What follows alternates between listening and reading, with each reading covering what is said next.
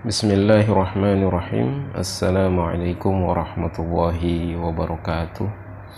Alhamdulillahi rabbil alamin. Allahumma salli ala Muhammadin wa ala alihi wa ashabihi ajma'in. Pemirsa Abaziyat Milis, pada kesempatan kali ini saya ingin berbagi pikiran seputar isu yang cukup sering kita dengar belakangan ini, yakni isu tentang khilafah. Nah,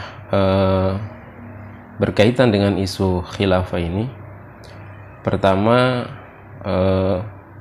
saya ingin menyampaikan sebuah ungkapan yang berbunyi an-nasu aduwwu ma yajhal. Jadi manusia itu cenderung memusuhi apa yang dia tidak ketahui. Nah, kenapa ini saya ungkapkan di awal? Karena banyak orang yang mengomentari isu tentang khilafah ini, tetapi sebenarnya mereka jahil tentang perkara khilafah ini. Maka bagaimana supaya kita memposisikan khilafah ini sesuai pada tempatnya? Maka bertanyalah kepada orang-orang yang mengetahui, atau dengan kata lain, kita melihat bagaimana pandangan para ulama seputar tentang khilafah ini. Ya. Jadi saya pernah menemukan sebuah link yang dimana di dalam link tersebut terdapat manuskrip atau dapat kita katakan sebuah kitab yang dikarang oleh seorang ulama yang bernama Al-Imam Jalaluddin As-Suyuti. Ya, kitabnya itu bernama Al-Inafah fi Rotbatil Khilafah. Nah, jadi nanti link dari kitab ini akan saya taruh di deskripsi supaya pemirsa sekalian juga bisa melihat seperti apa manuskrip tersebut. Nah, di dalam tampilan ini, ya, kita kemudian bisa melihat, ya. Nah, di situ ada yang di garis bawah. Nah, yang di garis bawah itu, ya, itu berbunyi wadarul bahthu baini wa bainahu fi asya. Jadi di dalam kitab itu Imam Jalaluddin As-Suyuti berdiskusi dengan seseorang, ya. Jadi di dalam diskusi tersebut banyak hal yang dibicarakan. Nah, lalu dikatakan oleh beliau rahimahullah, fakana mimma sa'alani anhu, dan di antara perkara yang dia bertanya kepadaku tentangnya adalah al-khilafah. Adalah perkara tentang khilafah. Hal laha aslun fi syar'i wa waradat biha al-ahadits.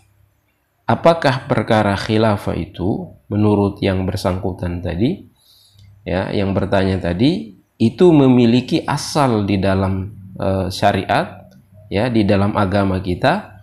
Dan apakah khilafah itu disebutkan di dalam hadis-hadis Rasul Shallallahu Alaihi Wasallam, atau dikatakan oleh beliau auhiya amrun urfi, ya, atau dia itu hanya perkara kebiasaan saja, istolaha alaihin nas, yang manusia itu kemudian menyebutnya demikian.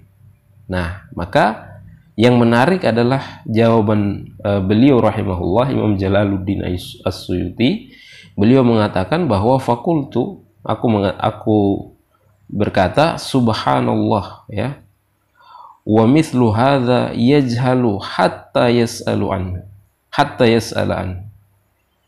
Perkara seperti ini saja dia tidak tahu, ya, dan dia bertanya tentangnya. Ya, atau bisa juga dibaca wa mithlu hadza yujhalu hatta yus'ala anhu. Perkara seperti ini saja dia tidak tahu sampai ditanyakan tentang khilafah ini, ya. Maka beliau katakan al-khilafatu ruknun 'azimun min arkanil Islam. Khilafah itu adalah rukun yang sangat agung. Ini patut diingatin ya. Khilafah itu adalah rukun yang sangat agung di antara rukun-rukun agama Islam. Ya. Ini perkataan seorang ulama. Akaddaha syar'u wa waradat biha al-ahadits. Yang perkara khilafah ini sangat ditekankan oleh syariat dan disebutkan di dalam hadis-hadis Rasul sallallahu alaihi wasallam. Ya, jadi perlu kita ingat bahwa khilafah ini pemirsa adalah bagian dari ajaran Islam menurut para ulama. Nah, lalu apa itu khilafah? Ya, tadi sudah jelas bahwa khilafah itu adalah ajaran Islam. Yang berikutnya apa itu khilafah?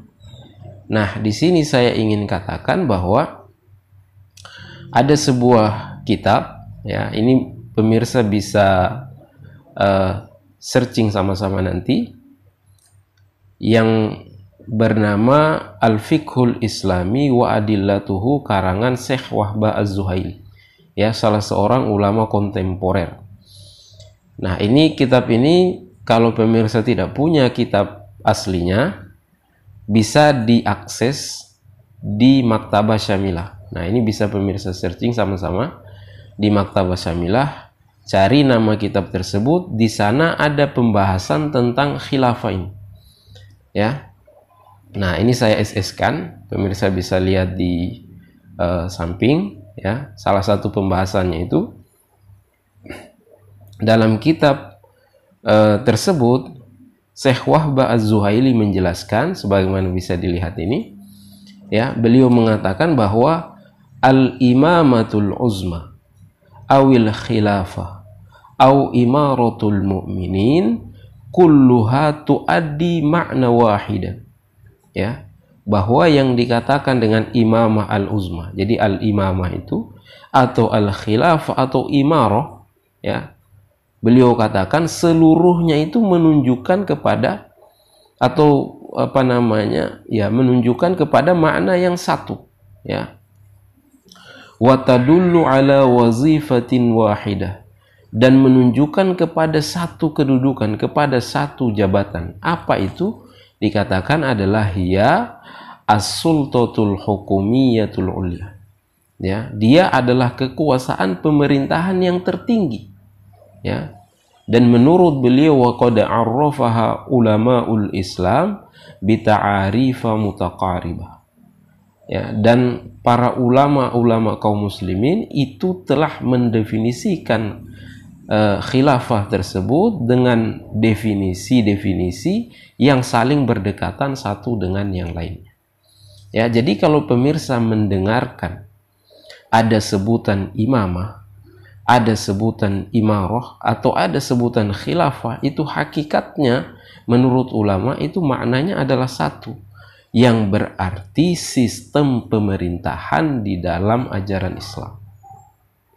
Yang mana di dalam sistem pemerintahan Islam tersebut, salah satu perkara yang sangat mencolok atau bisa kita katakan sebagai sebuah keunikan ialah di dalam sistem pemerintahan Islam tersebut yang bernama imamah atau khilafah atau imarah tadi, diterapkan di dalamnya hukum-hukum Islam atau syariat Islam secara sempurna dan menyeluruh.